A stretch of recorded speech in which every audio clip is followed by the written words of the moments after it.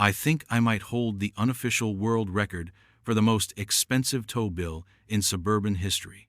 It wasn't my bill, of course. But the chain of events I set off by parking my beat-up work truck in my own driveway ended up costing my homeowners association a figure well into the 6 digits. This is the story of how our HOA president, a woman who ruled our quiet little cul-de-sacs like her own personal fiefdom, decided to tow the ugliest truck in the neighborhood, and in doing so, accidentally declared war on the city police department. It's a crazy one, so buckle up. And hey, while you're listening, drop a comment and let me know where you're watching from.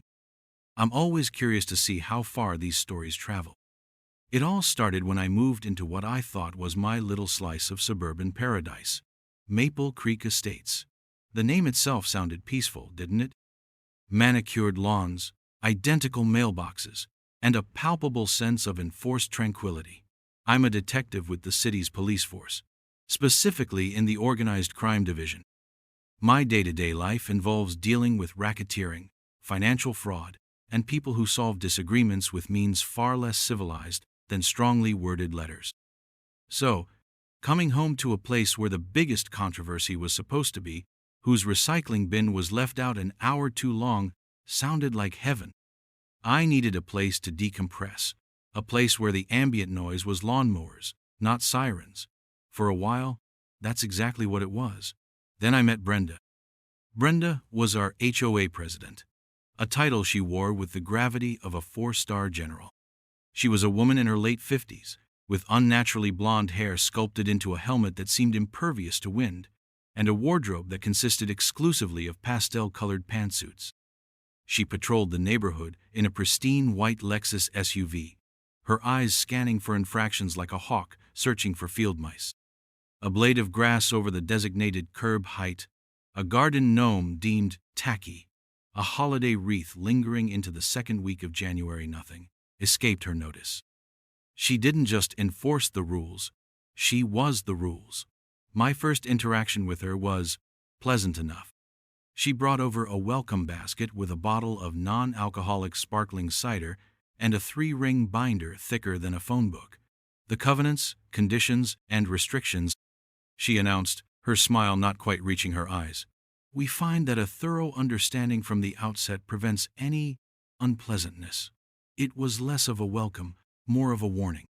The source of all the unpleasantness was my truck, or, as the department affectionately called her, the Beast. The Beast was a late 90s Ford Econoline van, painted a color that could best be described as faded industrial beige. It had a constellation of authentic-looking rust, spots actually powerful magnets I could rearrange for different operations. It had a long, deliberate scrape down one side, a couple of artful dents in the rear bumper, and a symphony of squeaks and groans when it started that could wake the dead. To the casual observer, it was a junker, a contractor's derelict workhorse on its last legs. But on the inside, it was a different story. The Beast was one of our primary mobile surveillance units. It was packed with more high-tech electronics than a spy movie prop house: directional microphones, encrypted data transmitters, thermal imaging processors, and enough recording equipment to monitor a small city. Its ugliness was its camouflage. In the neighborhoods where we conducted long-term surveillance, a shiny new vehicle would stick out. But a beat-up work van? Nobody ever looked twice. It was the perfect urban ghost. And now, it was parked in my driveway in Maple Creek Estates. We'd just wrapped a major 6-month operation, and the van needed some internal equipment serviced and recalibrated. A job I often did myself in my own garage to avoid the bureaucratic red tape of the department's motor pool. For about a week, nobody said a word. I saw Brenda's Lexus do a few slow drive-bys, her silhouette a rigid shape behind the wheel, but nothing came of it. Then, the first letter arrived. It was on thick, cream-colored cardstock, with the HOA logo embossed at the top. It informed me that a commercial vehicle in a state of disrepair was noted on my property, a violation of Article 4, Section 2B. A fine of $50 per day would be levied if the vehicle was not removed within 7 days. I chuckled. I went to the thick binder she'd given me and found the section. The rule was ridiculously vague, prohibiting commercial vehicles, trailers, or recreational vehicles from being parked in driveways overnight. My van wasn't a commercial vehicle.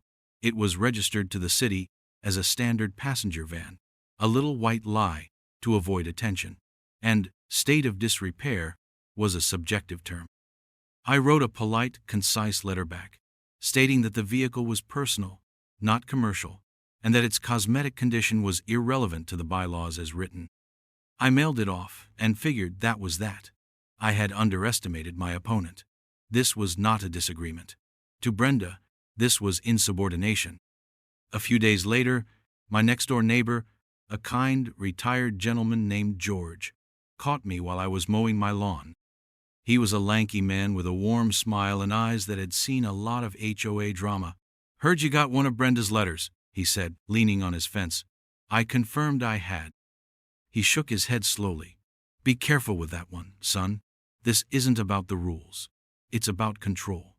2 years ago, she tried to find me because my petunias were, and I quote, a garish shade of pink. The woman has a vendetta against anything that doesn't fit her perfect little picture." He told me stories of other neighbors.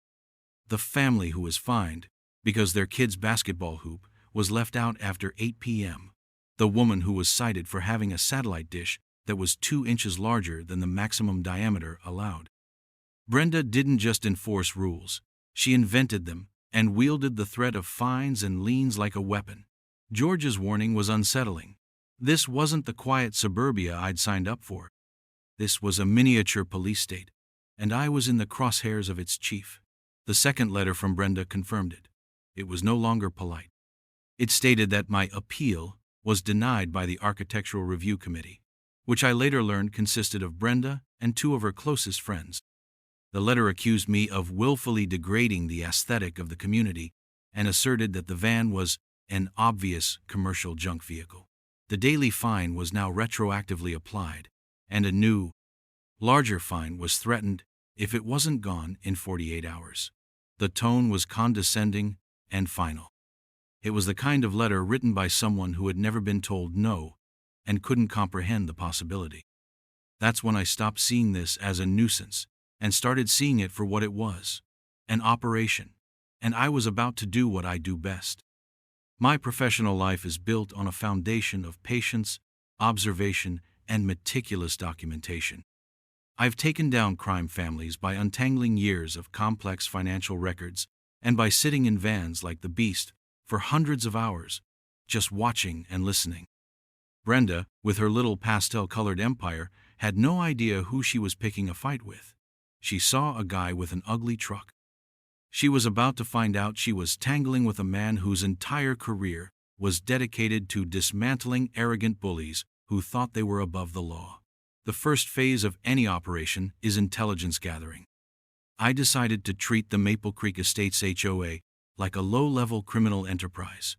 Brenda was the boss, the board members were her capos, and the residents were the terrorized populace. My first step was to understand the power structure. I spent a weekend reading that entire HOA binder, cover to cover. I highlighted every ambiguity, every overreach of authority, and every clause that could be interpreted in more than one way. As I suspected, the rules were a mess of poorly written legalese, designed to give the board maximum discretionary power. The section on vehicles was particularly weak. It specified commercial vehicles, which are legally defined by their registration and use, not their appearance. My van was clean on that front. The state of disrepair clause was purely subjective and legally unenforceable without a clear, objective standard, which the bylaws failed to provide. Brenda wasn't just on shaky ground, she was tap dancing on a frozen puddle in July. Next, I started talking to my neighbors, expanding on my conversation with George. I did it casually, while walking my dog or getting the mail. I never brought Brenda up first. I just asked how they liked living here, and, inevitably, the floodgates would open. The stories were astonishing. One family had been forced to rip out a brand new stone patio because Brenda claimed the color of the flagstones hadn't been pre-approved. even though their contractor had submitted the paperwork. Another was in a multi-year battle over the type of tree in their front yard. These weren't just disputes, they were campaigns of harassment. I took detailed private notes on every single story, collecting names, dates, and specifics. A pattern of abuse was emerging, and it was systematic. Brenda wasn't just a stickler for rules. She was using her position to bully and intimidate residents into submission. This was crucial. A single dispute is a he said, she said. A documented pattern of behavior is evidence of malfeasance. The most critical piece of intelligence, however, came from a deep dive into the HOA's public records. I went down to the county clerk's office and pulled all their filings, articles of incorporation, annual reports, and most importantly, their financial statements and meeting minutes. It took me a few hours, but I found the smoking gun I was looking for. For the past 5 years, the HOA had an exclusive contract with a single towing company, Rapid Recovery Towing. Every single vehicle towed from Maple Creek, and there were quite a few, according to the records, was handled by this one company. That alone was a bit of a red flag. Most organizations put contracts like that out to bid periodically. A little more digging on the state's business registry website gave me the name of Rapid Recovery's owner. A quick cross-reference on social media gave me the final, beautiful piece of the puzzle. The owner of the tow company was Brenda's brother-in-law. This wasn't just poor governance. This was a blatant, unethical conflict of interest. It suggested that every tow wasn't just about enforcing a rule. It was about generating revenue for her family. This elevated the situation from a petty tyranny to potential fraud. It was exactly the kind of knot I specialized in untangling. Now that I had my intelligence, it was time to set the trap. I knew Brenda's ego wouldn't let her back down. She was going to tow the van. It was only a matter of when. So, I prepared. I went to Best Buy and bought 2 high-resolution motion-activated security cameras. I installed one discreetly in my upstairs window, aimed directly at my driveway. The second I concealed in a birdhouse hanging from a tree in my front yard, giving me a perfect, wide-angle view of the street. I also made sure the van's own internal systems were fully powered and recording. The beast's audio and video capabilities were military-grade. Anything that happened within 50 feet of that van would be captured in crystal-clear detail. Then I waited. On the final day of her 48-hour ultimatum, I received the final notice. This time, it wasn't in the mail. It was tucked under the van's windshield wiper. I checked my new camera footage. Sure enough, at 10:15 a.m., Brenda's white Lexus pulled up. She got out, a look of grim satisfaction on her face, placed the notice on the windshield, took a picture of it with her phone for her records, and drove away. She thought she was documenting my non-compliance. In reality, she was documenting her own legally required notice, a piece of evidence that would become wonderfully ironic later on. I left the notice right where it was. The clock was ticking. I sat back and waited for the show to begin. The call came just as I was finishing my morning coffee, 2 days later. It wasn't a call to me, of course. It was the sound I'd been waiting for, the low rumble of a heavy-duty diesel engine and the unmistakable, rhythmic beep-beep-beep of a vehicle backing up. I walked to my upstairs window and looked out. There it was. A big, greasy-looking flatbed tow truck from Rapid Recovery Towing was positioning itself in front of my driveway. My security camera was capturing it all in beautiful 4K. A moment later, Brenda's white Lexus glided to a stop across the street. She didn't get out. She just sat there, window down, overseeing the proceedings like a Roman empress at the Colosseum. I could see the smug, satisfied set of her jaw even from a distance. The tow truck driver, a large man with a stained t-shirt and a weary expression, got out and started hooking up the beast. He looked a little hesitant, glancing at my house, then back at Brenda's car. He was probably used to towing cars from visitor spots or abandoned vehicles, not from a private driveway in broad daylight. But a quick gesture from Brenda seemed to steel his resolve. He worked quickly, hooking the chains to the van's frame. I winced. I knew that particular model of tow hook was not rated for the van's weight distribution. especially with all the heavy equipment inside. I could almost hear the chassis groaning in protest. My camera recorded every clank of the chains, every scrape of metal on metal. They were damaging it, and they were being filmed doing it. I didn't move. I didn't run outside and yell. I didn't wave the HOA rulebook in their faces. My training taught me that the most powerful move in a confrontation is often strategic inaction. Let your opponent make all the mistakes. Let them dig their own hole. And Brenda was digging a canyon. They hoisted the beast onto the flatbed. The driver secured it, gave a final look at my house, and then drove off, my ridiculously expensive, highly sensitive, government-owned surveillance vehicle in tow. Brenda watched until it was out of sight, then pulled away with a triumphant little squeal of her tires. The street was quiet again. The battle was over, she thought. She had won. Her little kingdom was cleansed of the ugly truck. What she didn't know was that the war had just begun. Once the coast was clear, I picked up my phone. I didn't call the HOA to complain. I didn't call Rapid Recovery to ask for my truck back.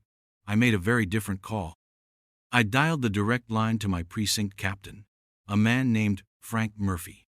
Frank is a career cop with zero patience for nonsense. "What is it?" he grunted into the phone. "Morning, Frank," I said calmly. "Just wanted to give you a heads up. Mobile Surveillance Unit 1 has been stolen." There was a pause on the other end of the line. "Stolen? What are you talking about? Stolen from where? The precinct garage?" "No, Frank," I said, a hint of dry amusement in my voice.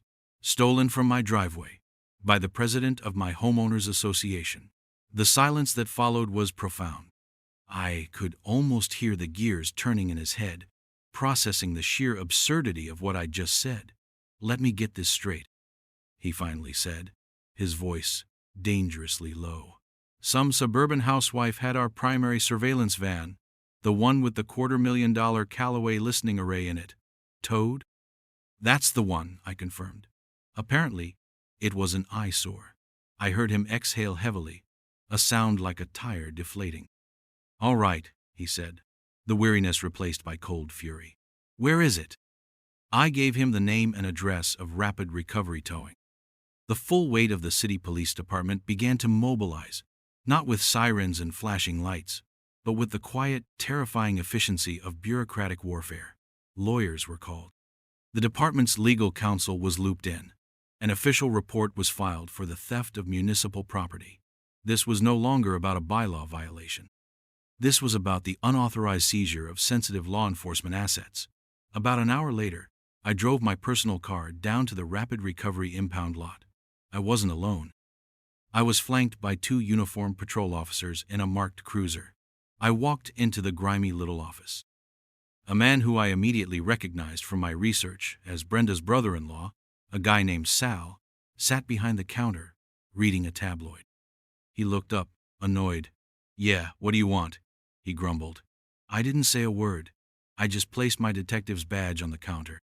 His eyes widened slightly.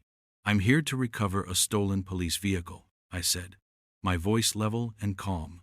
He scoffed, a little puff of false bravado. "Hey, pal, I don't know what you're talking about. We got a work order from the Maple Creek HOA. Everything's legit. You want your truck? It's going to be $400 for the tow, plus storage." One of the uniformed officers stepped forward. "Sir," he said, his tone formal and sharp, "you are currently in possession of a stolen vehicle belonging to the city police department. That vehicle contains sensitive, high-value government equipment. Failure to release it immediately constitutes felony possession of stolen property and interference with a police investigation." Sal's face went from pink to pale white. The tabloid slipped from his fingers. The word felony has a way of cutting through bluster. I was just following the work order," he stammered. "Your work order is irrelevant," I said, pressing the advantage. "You illegally towed a vehicle from private property without the owner's consent and without the proper legal authority. The HOA has no legal power to authorize that tow. Only a law enforcement officer can do that. You broke the law. Now, open the gate." He fumbled for his keys, his hands shaking, and led us out into the muddy, oil-stained yard. And there she was, the beast, looking even more forlorn among the wrecked cars. We did a thorough inspection right then and there. As I suspected, the tow had done damage. There was a long, deep gouge in the undercarriage, right where they'd improperly attached the chains. One of the concealed side panel antennas was bent at a sharp angle. I took dozens of photos with my phone, meticulously documenting every scratch. Each photo was another nail in Brenda's coffin. Sal stood by, sweating, watching his whole business model crumble before his eyes. "This is going to be expensive for you," I said to him, my voice devoid of emotion. "And for your sister-in-law." The following Monday was when the hammer officially dropped. This wasn't just me versus Brenda anymore. This was the full legal and administrative might of a major city versus a 5-person HOA board and a shady towing company. And it was a slaughter. My captain Frank had taken this personally. To him, Brenda's actions were an insult to the entire department. He assigned 2 of our best legal aides to handle the fallout, and I provided them with my entire file: the camera footage of the tow, the recordings of Brenda's final notice delivery, the documentation of the damage to the van, my notes from conversations with other harassed neighbors, and the crown jewel proof of the conflict of interest between Brenda and Rapid Recovery Towing. The city's legal attack was a multi-pronged assault. First, they went after the towing company. Rapid Recovery was hit with a litany of violations. The district attorney's office, smelling blood in the water especially, with the racketeering angle I'd uncovered, opened a formal criminal investigation into their business practices and their exclusive contract with the Maple Creek HOA. The city's licensing board immediately suspended their business license pending the investigation. Sal, Brenda's brother-in-law, was facing not just the end of his company, but potential jail time. His little family enterprise had imploded overnight. The main event, however, was the assault on the HOA itself. The city sent a formal letter to the Maple Creek Estates HOA Board of Directors. It was not written on pleasant, cream-colored cardstock. It was a brutal, multi-page document that laid out their transgressions in cold, hard legalese. It cited violations of state towing statutes, which clearly supersede any internal HOA bylaw. It detailed the unauthorized seizure of municipal property. And then it got to the money. The letter included an itemized bill. There was the cost to repair the van's undercarriage.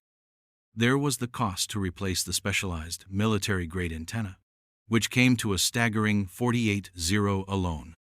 There was the bill for the man-hours required for me and other officers to investigate and recover the stolen vehicle. There was a line item for the cost of recalibrating all the sensitive surveillance equipment to ensure it hadn't been damaged, which required a specialist to be flown in. The grand total of the bill presented to the HOA was just over $112,000. On top of that, the city was fining the HOA an additional $25,000 for the flagrant violation of municipal codes. The letter concluded by informing them that if the full amount was not paid within 30 days, the city would place a lien on the entire HOA, meaning every single property in the neighborhood. The fallout was nuclear. An emergency HOA meeting was called. The community center, usually half empty for these things, was packed to the rafters. There was a standing room-only crowd of angry, confused homeowners, all clutching copies of the city's letter, which the board had been forced to circulate. I attended, of course. I sat quietly in the back row. George found me and sat beside me, giving me a slow, appreciative nod. Brenda and the 4 other board members were at a table at the front of the room, looking like they were facing a firing squad. Brenda, for the first time since I'd met her, looked rattled. Her blonde helmet of hair seemed to have a few cracks in it. She tried to open the meeting with her usual condescending calm, but her voice trembled. "As you all know," she began, "we have received a communication from the city regarding an enforcement action we recently undertook." "Enforcement action?" A man from the front row yelled. "You got us a $140,000 bill for towing a truck!" The room erupted. Brenda banged her gavel, but it was useless. The residents she had terrorized for years finally had her cornered, and they were letting years of pent-up frustration loose. She tried to defend herself, blaming me for having the unauthorized vehicle, for refusing to comply with community standards. She painted herself as the victim, a brave guardian of property values who had been unfairly targeted. That's when I decided to speak up. I didn't shout. I stood up and waited for the room to quiet down. I walked calmly to the front. "Brenda," I said, my voice carrying easily in the suddenly silent room, "you didn't tow a truck. You towed a highly sensitive piece of police equipment involved in an active investigation. You didn't undertake an enforcement action. You committed theft of government property. You didn't do it for community standards. You did it to funnel money to your brother-in-law's company. A fact I'm sure the district attorney will be very interested to discuss with you." A collective gasp went through the room. Brenda's face went completely white. She looked at me, then at the angry faces of her neighbors, and for the first time, the mask of arrogant authority shattered completely. She just stared, speechless. The rest of the board members started frantically distancing themselves from her. "We didn't know about her brother-in-law," one of them stammered. "Brenda handled all the vendor contracts?" They threw her under the bus so fast it was breathtaking to watch. The meeting ended with a unanimous vote of no confidence in Brenda. She was stripped of her presidency on the spot. She gathered her papers, her hands shaking, and practically fled the room, followed by the furious glares of every person there. Her reign of terror was over, ended not with a bang, but with a bill for $137,000. The aftermath in Maple Creek Estates was as transformative as it was satisfying. The HOA was in complete disarray. To pay the massive fines and the bill from the city, they had no choice but to issue a one-time special assessment fee to every single homeowner. The bill came out to nearly $1,500 per household. The very woman who had built her entire identity on protecting property values had single-handedly cost every one of her neighbors a significant amount of money and tarnished the neighborhood's reputation. The anger towards her was palpable. She became a pariah.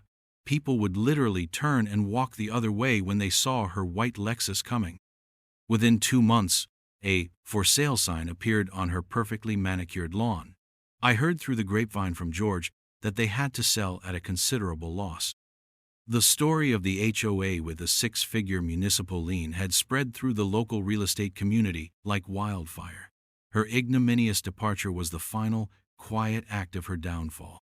With Brenda gone, a new board was elected.